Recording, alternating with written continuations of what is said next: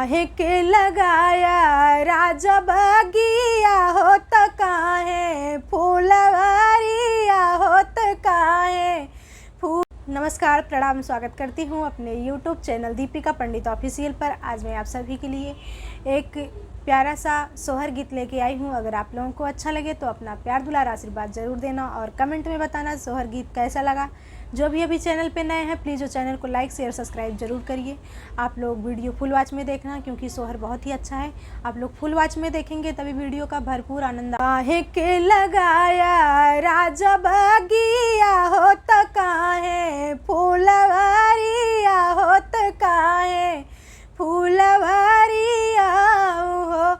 मोरे राजा काहे के ले आया मोर गवानावा होत छाया मधुबनावा होत छाया मधुबनावा हो। काहे के लगाया राजा बगिया होत काहे फूलवारिया होत काहे फूलवारिया हो।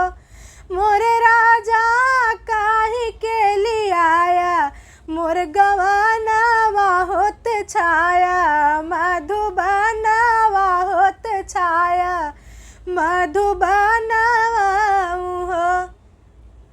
देखने लगाए रानी बगिया हो महकने फूलवारिया हो महकने फूलवारिया हो। मोरे रानी बेहसन के लाए तोर गवानावा होत छाए मधुबनावा होत छाए मधुबनावा हो। मोरी रानी बेहसन के लाए तोर गवानावा होत छाए मधुबनावा होत छाए मधुबनावा हो। करा पे सौंप राजा बगिया हो के करा फूलवारिया हो के करा फूलवारिया हो। मोरे राजा के करा पे सौंप मोरी उमरिया होत छाया मधुबनावा होत छाया मधुबनावा हो। मोरे राजा के करा पे सौंप मोर उमरिया होत छाया मधुबनावा होत छाया मधुबनावा हो।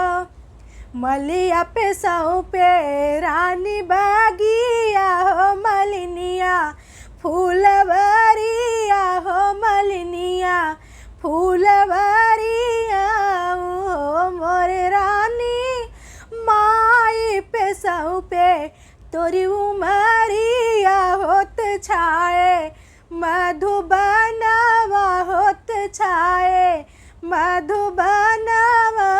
जऊ मोर मुड़वा पिराई है हो नयन आंसू ढूंढी है हो नयन आंसू ढूंढी है हो। मोर राजा अंतर भीतर कई बतिया होत कैसे माई कहबई होत कैसे माई कहबई हो। मोर राजा अंतर भीतर कई बतिया होत कैसे माई कहबई होत कैसे माई कहबई हो। जऊ तोरा मुड़ा वापिराई है हो नयन आंसू ढूंढी है हो नयन आंसू ढूंढी है हो।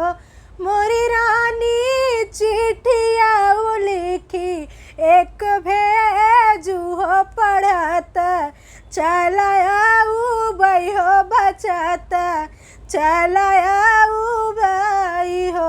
मोरी रानी चिट्ठिया लिखी एक भेजू हो पढ़त चलाया उबई हो बचत चलाऊ बई हो केतुआ के बनऊब राजा का गजा हो केतुआ के दवतिया हो केतुआ के दवतिया हो मोरे राजा के करे निसंग चिट्ठिया भेजबई हो पढ़त चलाऊ बहो बचत चलाऊ बहू हो अचरा के बनायू रानी का गजा हो असुइया के दवतिया हो असुइया के दवतिया हो मोरे राजा